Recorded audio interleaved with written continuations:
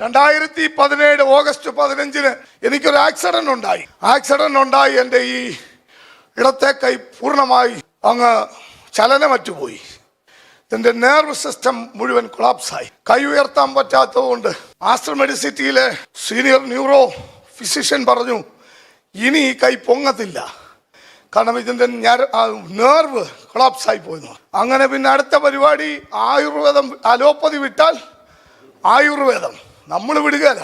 അങ്ങനെ ഉസ്ലാംപെട്ടി വരെ കൊണ്ടുപോയി.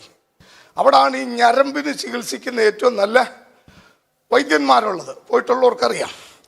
അപ്പോൾ അവിടോട്ട് പോകുമ്പോൾ ഇതുപോലൊരു കുപ്പിക്കകത്ത് വെള്ളവും കൂടെ കൊണ്ടുപോകണം. ഇത് ഞരമ്പൊക്കെ വലിച്ചിടുമ്പം വേദന വരുമ്പം വെള്ളം കുടിക്കണമെന്ന്. അപ്പം ഞാനൊരു കുപ്പി വെള്ളവും പിടിച്ചുകൊണ്ട് ഇങ്ങനെ പോവുക. എൻ്റെ കൈ ഇങ്ങനെ എടുത്ത് വെച്ചാലേ ഇരിക്കൂ കേട്ടോ. നിങ്ങൾ വിചാരിക്കുന്ന പോലൊന്നുമല്ല, ഈ കൈ ഇങ്ങനെയൊന്നും അല്ലായിരുന്നു. 6 മാസം ഞാൻ ആ വിഷയം പറയാം. അപ്പോൾ ഉസ്ലാംപെട്ടി പോയിട്ട് അവിടുത്തെ തമിഴ് സംസാരിക്കുന്ന വൈദ്യൻ ഇങ്ങനെ പൊക്കി നോക്കി താഴോട്ട് വീണു, എന്നിട്ട് എന്നോട് പറഞ്ഞു, ഉങ്ക നരമ്പ് സത്ത് പോച്ചു, ഉങ്ക കൈ പൊങ്ക മാറ്റേന്ന് പറഞ്ഞു. ഞാൻ കുപ്പി കൊണ്ടുപോയ വെള്ളവും പിടിച്ചുകൊണ്ട് തിരിച്ചു വന്നു. വേദനയാണെ കുടിക്കാനല്ലേ, പിടിച്ചിട്ടാലല്ലേ വേദനയുള്ളൂ, പിടിച്ചിടാനൊന്നുമില്ല, തളർന്നുപോയി. ഞാൻ ചുമ്മാ അതിശയോക്തി പറഞ്ഞതല്ല. എൻ്റെ ഈ മസിൽസ്, മെഡിക്കൽ സയൻസ് പഠിച്ചവർക്കറിയാം, ഈ മസിൽസൊക്കെ ഇവിടെ വെച്ചേക്കുന്ന സ്ക്രൂ ഇട്ട് മുറുക്കിയൊന്നുമല്ല കേട്ടോ.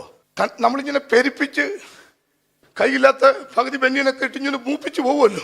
ചിലർ പോകുന്നതാണെന്ന് എനിക്കങ്ങ് ചിരി വരും. എൻ്റെ പൊന്നോ, ഇവർ വിചാരിച്ചേക്ക് നീ മസിലൊക്കെ ഇവിടെ ഇങ്ങനെ മുറുക്കി വെച്ചേക്കാന്ന്. അല്ല, ഇതെല്ലാം നെർവ് സിസ്റ്റത്തിൽ ഇങ്ങനെ വൈൻഡ് ചെയ്ത് വെച്ചിരിക്കുക. പൾസ് കൊണ്ടത് മുറുക്കി വെച്ചിരിക്കുക. അങ്ങനല്ലയോ? അങ്ങനെ മുറുക്കി വെച്ചിരിക്കുക. ഈ ഞരമ്പങ്ങ് പോയി ഈ നെർവ് ലൂസായി പൾസ് ഇല്ലാതെ, ഇമ്പൾസ് ഇല്ലാതായാൽ ഈ മസിൽസ് അങ്ങ് ഊർന്നു പോകും. ഈ മസിൽസ് എല്ലാം കൂടെ ഈ കൈയുടെ ഇവിടെ ഇങ്ങനെ വന്ന് കിടക്കുക കേട്ടോ.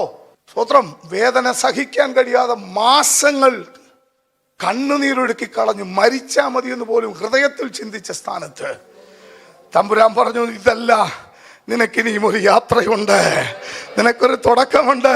നിങ്ങൾക്ക് കേൾക്കണോ? എസ്കേൽ കണ്ട ദർശനം പോലെ ഈ മസിലുകൾ പിടഞ്ഞ് കയറുന്നത് കർത്താവിൻ്റെ കൃപയാൽ എനിക്ക് കാണാൻ സാധിച്ചിട്ടുണ്ട്. ഇന്നും ഈ കരം ഏകദേശം 60% ബലഹീനമാ. പക്ഷേ ഈ കരം കൊണ്ട് ലക്ഷക്കണക്കിന് കിലോമീറ്റർ ഞാൻ വണ്ടി ഓടിക്കുന്നു. തളർന്നുപോയ കൈ കൊണ്ട് ഞാൻ എന്തിനാ പറഞ്ഞെന്നറിയാമോ? കർത്താവിന് ഉദ്ദേശമുണ്ടെങ്കിൽ തകർത്ത് കളയാനല്ല കേട്ടോ. ഈ രാജ്യത്ത് വന്ന് കരമുയർത്തി പ്രസംഗിക്കാൻ എന്നെ പ്രാപ്തനാക്കിയത് മെഡിക്കൽ സയൻസ് അല്ല, ഒരു വൈദ്യന്മാരുമല്ല. ഞാനാകുന്നത് കൃപയാലാ. എന്നോടുള്ള അവന്റെ കൃപ വ്യർത്ഥമായില്ല.